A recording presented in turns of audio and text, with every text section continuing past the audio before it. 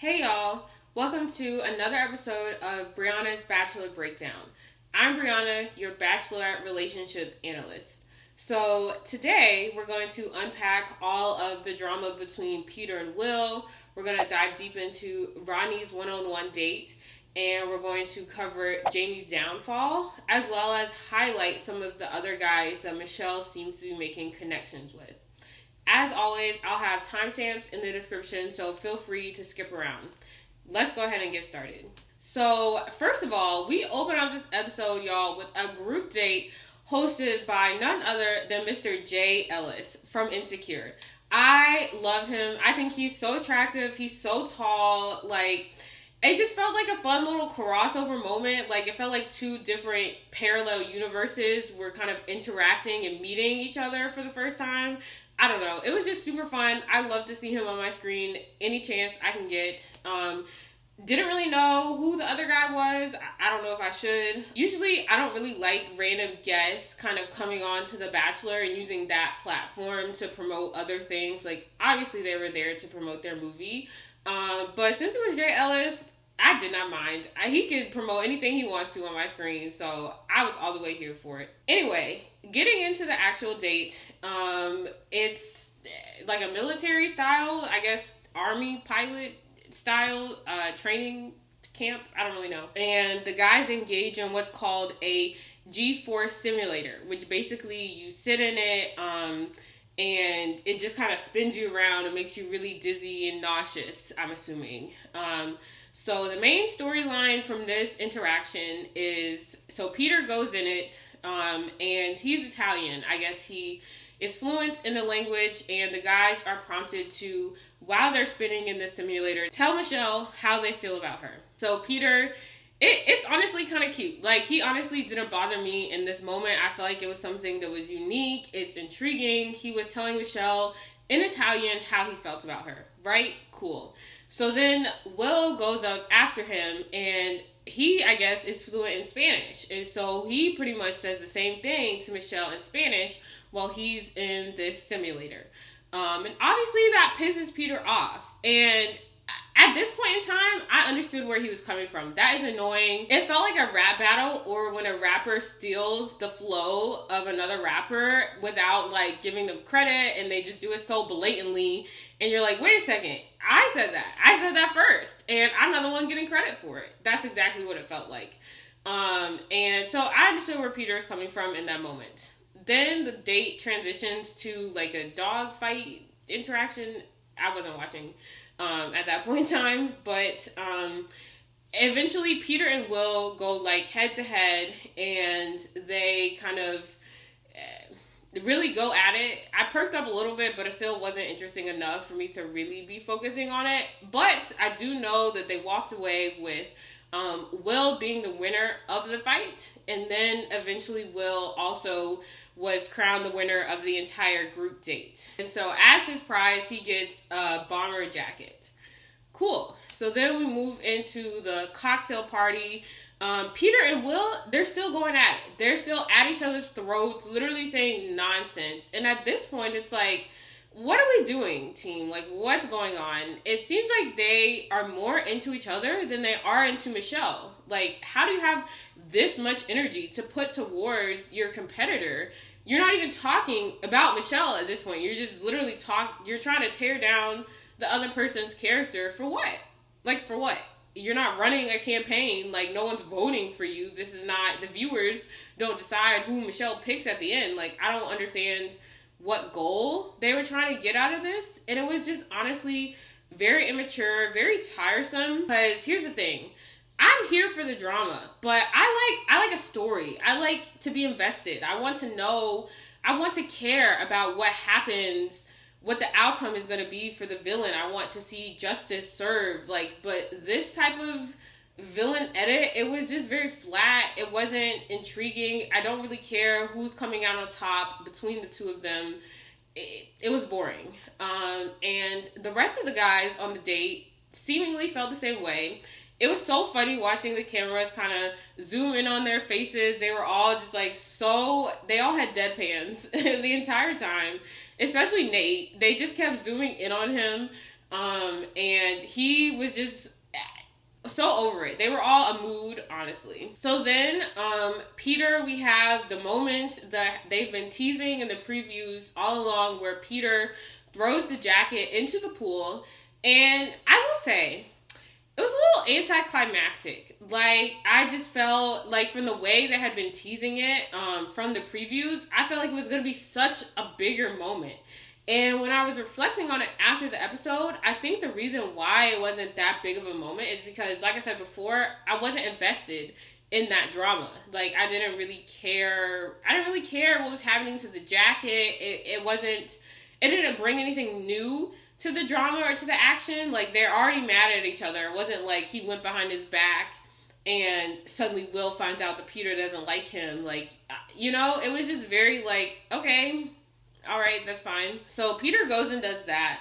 And then Will comes back. He finds out that his jacket is in the pool. And Nayte is kind of trying to encourage Will to, like, be the bigger man. Kind of, if he doesn't react, then he's the one that comes out on top. And I feel like this is the first that we're seeing of Nayte be kind of a guiding figure among the guys. And really, he's really proving that he has his head on straight and that he's able to suss out right from wrong and kind of carry himself in a way that's respectable. That's not to say that he doesn't get upset when it's warranted, but he knows how to approach it in a way that's still mature. And I feel like this is our first glimpse that we're getting into that. And obviously, of course, it continues to play out throughout the rest of this episode. So going back to the scene of the crime, Will, he's still a little salty. He begins to cry. And I was a little startled. I mean, I wasn't judging him, like, whatever. He can have whatever emotions he wants to have. But I was just startled because I guess I didn't realize how deep it was to him. I didn't realize that he was putting that much stock into winning the date and the symbolisms that he thought the jacket portrayed. Because my thing is, like, first of all, Michelle, she wasn't the one who decided the winner of the date, right? Like, Jay Ellis and his co-host decided the winner of the date. So I felt like to be that invested in something that wasn't even coming from Michelle. It's not Michelle. Him winning that jacket was not Michelle signaling to him, wow, you really stuck out to me today. This is what I saw in you. Here, have this jacket as a token of my being impressed with you. Like, that wasn't the course of action that was going on. And so that was weird to me, number one. And number two, what was also weird to me, and this just might be me coming from as a long-time, like, Bachelor viewer. I don't know if Will has seen previous seasons of the show, but just from my experience, even if you do really well in a group date, even if Michelle had been the one to kind of be the determinant of who's getting the jacket, who's winning the group date, that in the long run, in the grand scheme of things, doesn't really mean much. It doesn't really mean anything. Like, you can stand out in all the group dates and get all the attention in those types of settings and still not have the strongest connection with the lead and still not end up even being in the final four, really. I mean, just take a look at, like, Tayshia and Zach, for example. Like, he's a low-key dude. Like, he really didn't do anything. To be honest, his whole entire season, like, he was very under the radar, like, wasn't really messing with anybody. And obviously, Tayshia, like, still picked him, still took an interest in him for the connection that they had outside of all the group shenanigans. And obviously, I mean, up until this point, it's working. So, I don't know. I was very, it was unexpected to me how much weight Will was putting on that jacket. Nevertheless, he felt the way he felt. And then Peter comes back and he's like, all the guys are like, oh, like, why'd you do that? What did you do? Da da da da da. And this is where I started to get annoyed at Peter. I mean, him throwing the jacket, that was annoying, but it's kind of like, that's to be expected. But this is where I got annoyed at Peter, right? Because when he first picked up the jacket, he made it everyone's business. He said, hey guys, I'm picking up this jacket. I'm going to go da-da-da-da. Like, he made an announcement to the entire group what he was up to, okay? And then he goes and does it. He comes back, and then I think it was Clayton who was kind of trying to follow up with what he had done.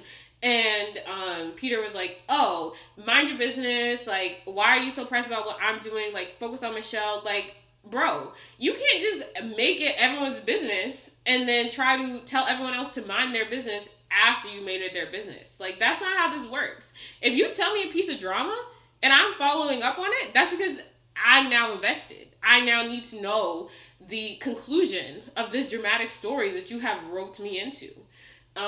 So Peter, no, you can't be a drama queen. You can't just turn on and off being a drama queen. That's not how this works. So then, ultimately, Will, I guess, does take Nayte's advice. I don't know how much his advice kind of plays into his decision, but ultimately, Will decides to not tell Michelle what went down, and I actually was in support of this decision because I feel like whenever that happens, whenever you go and tell the lead what's going on, number one, to me, it feels like a teacher dynamic. Like, it feels like you're a student in their class being like, look, like, they did something to me, like, da-da-da-da. And I'm not just having this impression because Michelle is literally a teacher. Like, it gives me that vibe every time someone says that, no matter who the lead is. Like, it's just never, the power imbalance, it just becomes very awkward in that moment, I feel like. Because to me, that shows, hey, you can't handle your own problems without getting this other person involved because they technically have the power in this scenario. Like, what happens if you're actually in a real relationship outside of this? And let's say you have an issue with your coworker at work and you come home and you tell Michelle and you're like, hey, Joe at work threw my lunch in the trash. What is she going to do? She doesn't work there. She's not your manager. She's not your boss. Like, you need to know how to problem solve and have conflict resolution skills without getting this other person involved. But I digress. I liked that he didn't tell Michelle because also the second reason is I feel like whenever someone does that, it doesn't make them look as good as they think it does. I mean, him telling Michelle could have given her more reason, I guess, to eliminate Peter. But obviously, spoiler alert, as we saw, she ends up eliminating him at the end of the episode. So ultimately, like, Michelle is a good judge of character, and she's going to suss out the vibes without someone having to directly tell her what it is. So I think Will saved face, number one. Number two, he still got what he wanted at the end of the day, which was Peter getting dismissed. So then we move into the one-on-one date. Rodney gets the one-on-one, and they start off, they're playing Truth or Dare, and I really had a lot of fun watching this date. Like, it was just super cute. I felt like the challenges were actually, like, very engaging. They seemed to be having fun. Like, it was just a good time. I feel like it was one of those things where it's a good way to mix in trying new things, like having new experiences together, while also having the opportunity to really get to know one another on a genuine level. Like, I feel like sometimes the dates that involve, like, new experiences for the both of them don't really leave a lot of room for connection and conversation. Like, for example, The Bachelor loves to do a helicopter date. And I think for a lot of people, like, that's something new. That's something you don't do in your everyday life. But when you're up there in a helicopter, you have those, like, soundproof headphones or whatever. Like, you can't really talk and, like, connect. All you can really do is point out the window and be like, look, we're flying over this area. Like, there's not really a lot of, like, connection happening. So I like that this date mixed both of those aspects. So then we get to the dare portion of the date. And they're chilling on the bed, kind of opening up to each other. And Rodney tells Michelle that his biggest fear is that he's going to die before he becomes a husband and a father. They don't really do much with that, like, statement. I mean, they just kind of say, okay, like, that makes sense. And then Michelle proceeds to open up to him, and she tells him that her biggest fear is being complacent, and that she doesn't necessarily, she has such a strong drive that she's always working towards the next thing. And while that is ultimately a positive quality, sometimes it backfires on her because she doesn't always take the time to appreciate where she currently is in the present moment. And sometimes I feel like what she was saying is like she's always looking towards that next thing, and sometimes she's in that next thing. Like she gets what she has been working for, but she doesn't even have time to appreciate it because she's already on to the next thing. And the way this conversation went, I don't know if it's just me being nitpicky, but I personally wasn't completely satisfied with Rodney's response here. Because Rodney, and here's my thing, I know he was being nice. I know he didn't have any negative intentions, or it wasn't framed this way in his mind, but this is just how I perceived it and how it came across to me as a viewer. So Rodney, in response to Michelle telling him all this about her fear of complacency, he says, "Oh, well, I just want you to know, like, nothing about you is complacent." And on the surface, like, yeah, that's a nice thing to say, but to me, you're kind of invalidating what that person is trying to open up to you about, right? Like, if I'm telling you, hey, this is my biggest fear, and then you're saying, oh, don't worry, like, that's not even true about you, you're not giving me that room to explore that fear, because it is valid. Even if you don't see it, that doesn't mean I don't feel it and I don't experience it. And I'm trying to share this vulnerable moment with you, and for you to just be like, oh, like, don't worry about it. It doesn't make me feel as though I can continue to speak on it because you don't see it as something valid. And secondly, and this really bothers me, honestly. I get really, not annoyed, but it doesn't come across as genuine to me. And again, I think Rodney's a genuine person. Like, I'm not saying this is a reflection on his whole character, but just in this one moment, it's never genuine to me when someone gives me a compliment that I don't feel that they have enough evidence to speak on yet, even if I agree with it or even if I know that it's true. Like, for example, if I'm meeting a guy for the first time and he's like, oh my gosh, you're so beautiful. Thank you. You have evidence, and this is not me being cocky, but like, if you think I'm beautiful, you can think that because you can see that. Like, I'm here, you can take in what I look like, and in a split second decide that that is true for you to say. But if I meet a guy and he's like, oh my gosh, you're so intelligent, like, you're so smart, like, within the first date or the first few minutes of meeting me, it's like, it's weird because it's like, I know I am. I agree with that statement about myself, but you don't know me enough to say that. There's no evidence. There's nothing that I've done to prove to you that I am intelligent. Like, you're just saying that to say it. You know what I mean? And so I feel like Rodney saying that is just like, okay, but maybe this is true about Michelle. Maybe she is complacent. Like, we don't know. You don't know her. You might... And I think that also might be something to do with, like, this is a TV show, and, like, we've met Michelle before this, so maybe he watched her and felt like he had sort of a parasocial relationship with her and, like, knew her before coming onto the show. But I need him to get out of his head and realize, hey, like, let me just get to know this girl without any preconceptions or preconceived notions and just see what she's about, see what she's up to. So that just slightly bothered me. But again, I don't think Rodney is disingenuous. I really like him. So they move on. I have to say, I don't know if it was just me. I was really startled that the date continued because I felt like it was a wrap. I felt like we got in the bed, we're relaxing. Like, if I get in my bed, I'm not getting back up. But they did. They get into the water, into the boat, and travel to an unknown table in the middle of who knows where. And they continue their date. This felt like a marathon, y'all, but the second half of it was still good, so it was fine. And they continue to open up to each other, right? Like, Rodney's talking about his struggles, having a single mom, and how his mom kind of really inspires him and is a big influence in his life. So that was a pleasant conversation. And then Michelle, she proceeds to open up about a previous relationship that she had with what's assumed to be a white man, but it could have really just been any non-black person. But she had a previous ex who Michelle had an experience in which she was at a store and she got called the N-word. And obviously that made her upset. She went back home to confide in her partner about this experience. And the partner kind of doesn't really understand the gravity or the impact, why it's impacting her the way that it was. And he kind of says, well, by you reacting this strongly, you're giving that power to the woman. And this word shouldn't even, like, you shouldn't let this word affect you that much.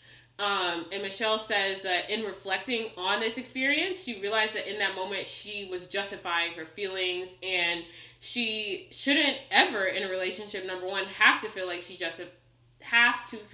needs to justify her feelings.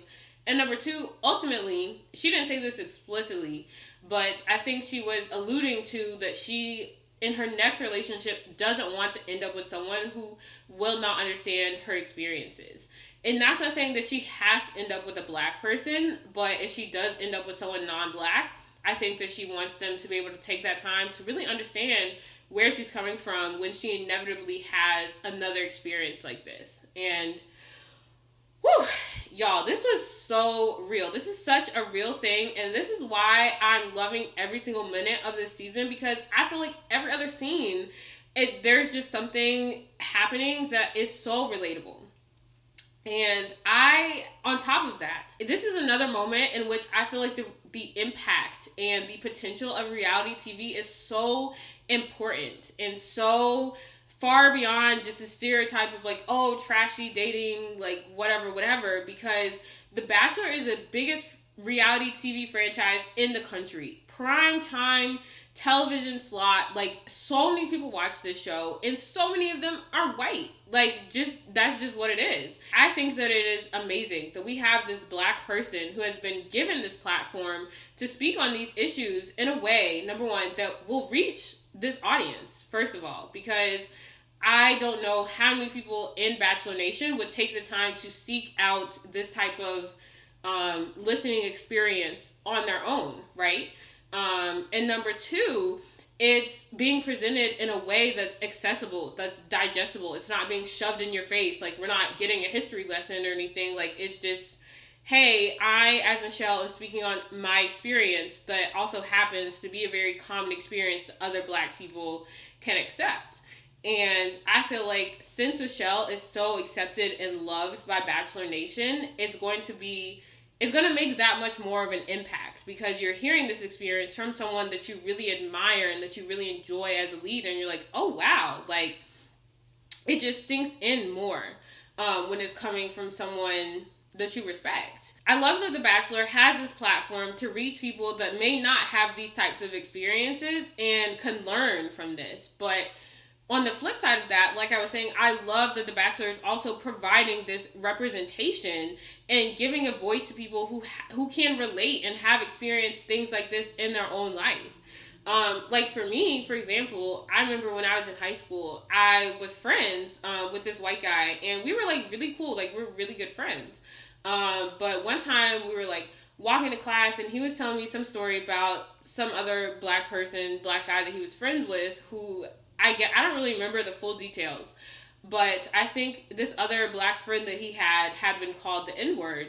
And I was like, oh man, like that's really upsetting, like that's really messed up. And this white guy that I was friends with, he was like, I mean, what does it matter? Like, that word doesn't really like bother anyone anymore. And to me, at the time, I didn't respond back. I didn't say anything to the contrary. I wasn't like, well, what do you know? Like, da-da-da-da. I was just like, oh, maybe I'm making too big of a deal about this. Like, you know, maybe that's in the past. We have Obama as a president, you know, like maybe I'm just like overanalyzing the situation. But looking back, it's like, well, who are you to decide that? You don't receive the impacts of that word. You know what I mean? Like, you're not the one who has to deal with how that word feels being used towards you. So who are you to decide whether it's still a big deal or not?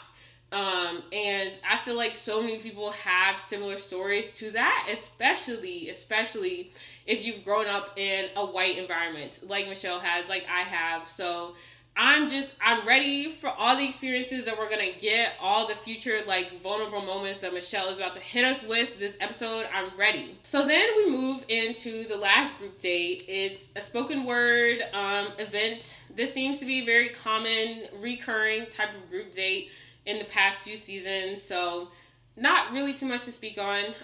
The big storyline from this date is that Jamie gets up on the stage and he's like, oh, I lost my book. What? First of all, what?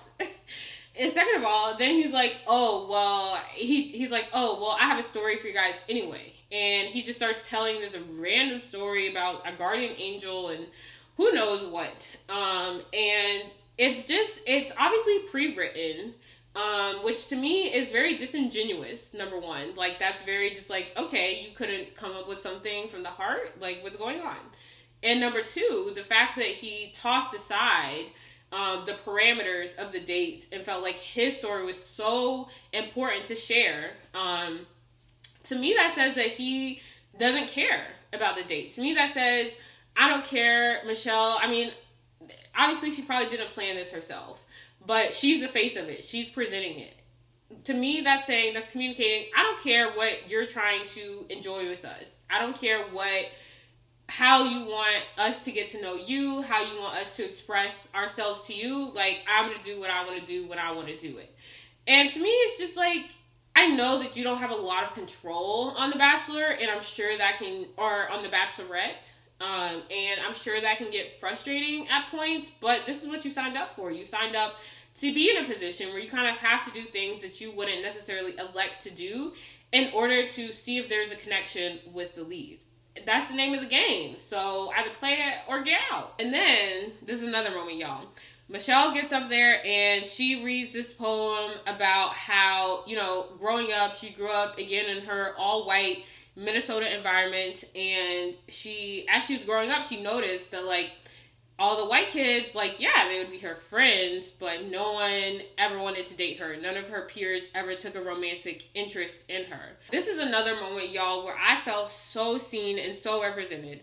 Michelle reads this really amazing poem about how growing up in her all-white Minnesota environment, everyone would kind of be her friend. Like, she was cool with everyone, but none of her white peers, which was pretty much, it sounds like, all that she was surrounded by, took a romantic interest in her. And that is so real. Like, I have experienced that myself, going to my high school experience was pretty much, like, surrounded by all white people.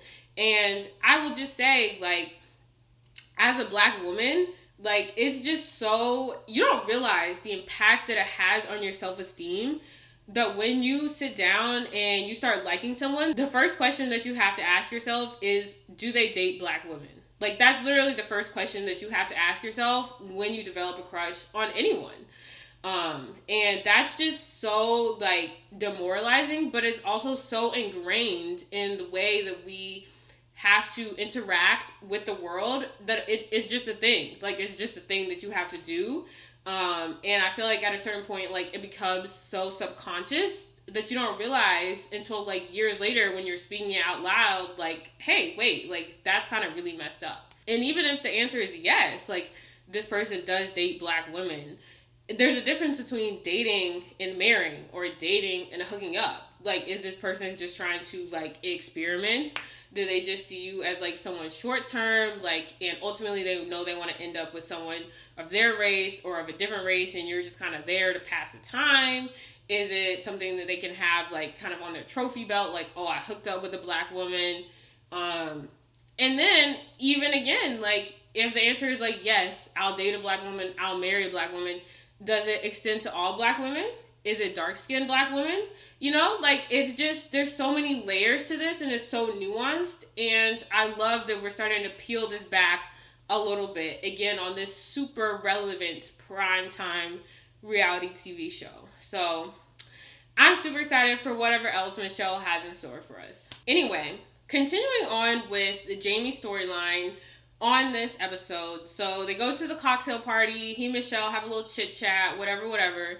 And then he's back in his confessional. He says something to the effect of, I was talking to her and she was so captivated by me. And I'm a person, words mean things. The way you structure your sentences is not by accident, right? So it's very evident to me that he's not saying, I was so captivated by her, I really enjoyed speaking to her. It's on the flip side. And it's clear to me that Jamie just wants someone who will be really caught up in him and be head over heels for him before, and only at that point, then will he even consider thinking about, do I like this person? Once he has every ounce of control over them that he wants. And that is so dangerous. Like, every red flag is being displayed at this point. And if that weren't enough, then he pulls his producer off to the side and is just going on this rant about nothing. I mean, everything he's kind of already said in his confessionals, except for him being like, oh, like, she's in spring break mode. Like, can someone let me know in the comments, like, what he meant by that? Like, genuinely, I was confused. I was like, what type of insult? Because the thing is, like, I understood his tone and I understood the way that he was talking about it was disrespectful, but I didn't know why or how. Like, it was just very odd to me where he was going with that. So then, continuing on with the Jamie storyline, at the rose ceremony, the first person it seems like Michelle really chit-chats with is Rick. And he kind of sits down. He's still seemingly bothered by this whole interaction with who's spreading the rumor, and he's upset that, he's upset that Michelle still seems to be kind of wary of the guys, and he's just trying to, like, clear the air, I guess. And he says something to the effect of, wow, like, I really honestly can't believe that any of the guys would start this rumor and say this to you, because honestly, none of us were questioning your character, and none of us were, like, saying negative things about you.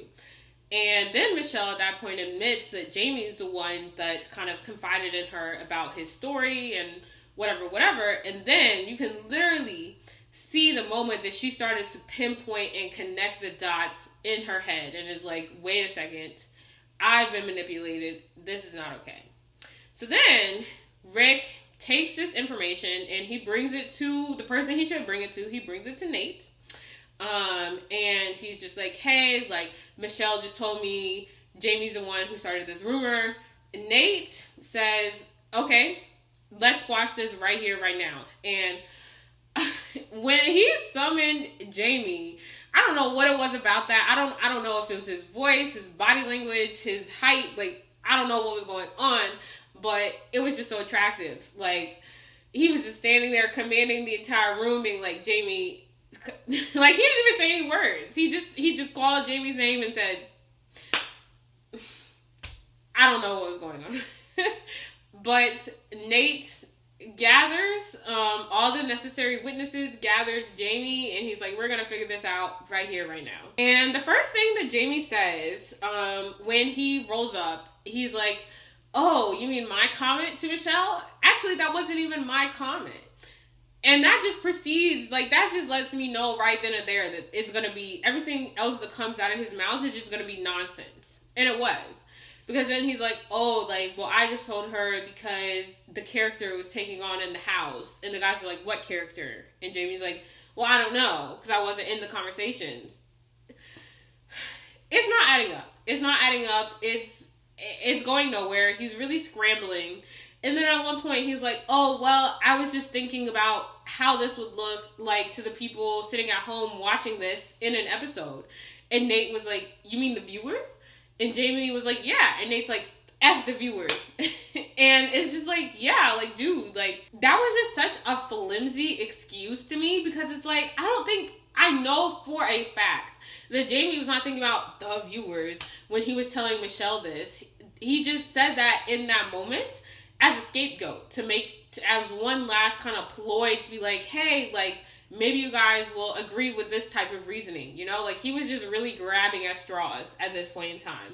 And one thing about Bachelor Nation is clearly he's not familiar with how we operate, but we don't need anyone controlling our narrative for us. We don't need Jamie kind of pulling the strings and telling us what's going on behind the scenes before the season, like, whatever.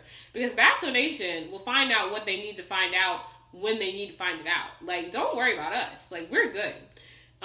Like, for example, Katie and Blake just broke up, like, last week, I think. And I remember, like, 2 weeks ago, I was on Instagram. I was looking at one of these, like, Bachelor, like, meme pages or whatever. And it was a picture of Katie, I think. or no, it was a screenshot of someone commenting on a picture Katie had posted. And they said, you and Blake aren't liking each other's photos anymore. Is everything good? And she responded, she was like, yes, LOL. And then days later, they break up. So, Bachelor Nation, like, we're going to find out what we need to find out when we need to find it out. We don't need anyone controlling this narrative, telling us what's going on, who to believe, what. We're good. We're all the way good. So then, Jamie, he comes over there, and I guess all the guys are gathered together, and he makes an announcement. I did not listen. I cannot tell you what came out of his mouth because it was nonsense. He was just trying to save face at this point. It's like, I don't know what he said. But I do know that Michelle really broke him down piece by piece and said, so you did this in an attempt to do that, but then you just made everything worse. It made me look like a fool, and you broke my trust on top of that. Like, she really just, I wouldn't even say read him, because it was just so eloquent. Like, it was just so, like, graceful and calm. Like, she was just so composed, but still let him know that he was completely out of pocket, and that there was no coming back from what he had done. And she let him go right then and there, as she should. So then, I kind of want to go back and highlight some of the guys that Michelle kind of chit-chatted with during this episode that she seems to be making more of a connection with.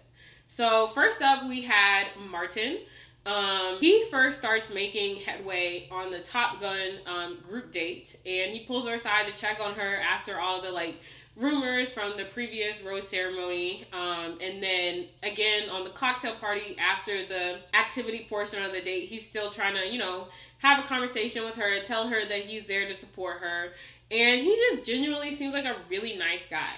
I feel kind of bad because I think he's just very caring. I really like him, but I don't think he has much of a chance, so that's kind of unfortunate, but I like that at least he's getting his credit while he's here. Like, I hate it when there are people who are just, like, good people and really there for the lead, and they're showing that. But since they're not, like, one of the lead's, like, favorites, and they're not one of the front runners, like, they don't really get that attention. They don't get, like, the group date roses or whatever. So I like that Michelle's still recognizing him for the efforts that he's making, even if he's not necessarily going to go all the way. So then, y'all, we have the beginning of Mr. Clayton's Bachelor edit. He's over there in his confessionals talking about, oh, I haven't talked to her that much. Like, I need to get time with her. Da, da, da, da. And then he spins her in a circle, and then that was it. I don't really have much to say. I just feel like I just can't get excited to watch him. I just feel like all the anticipation is gone because I already know what the outcome is going to be. So he's just kind of here. Honestly, the only thing I hope is that he doesn't do anything to make me not like him. At most, I feel like I'm going to go into his season feeling neutral about him. So I hope he doesn't do anything to kind of ruin that perspective before we even get that started. So then, in this episode, we get to know Brandon a little bit more. I think now, currently, Brandon might be my second favorite. After Nayte, of course. But I think that Brandon, he's really here. Like, he's so cute. The way he talks about Michelle in his confessionals is just so, like, I just love it. He's so happy. He's so positive. Like, he said he was smitten. Like, I just love that he's so open with his feelings, and it's just laying it all out on the line. And I love that he's so emotionally mature. Because he's not afraid to open up, to tell her what's going on, and to really just get really deep really early. And so on their group date, in their little interaction period, he kind of opens up to Michelle basically about how growing up, he was kind of always like the awkward, gangly looking kid. Like, he didn't really have his glow up yet, essentially. And he also touches on how, I guess, he also grew up in a white environment, and what directly felt pressured to kind of repress his blackness and not really express himself in that way in order to fit in.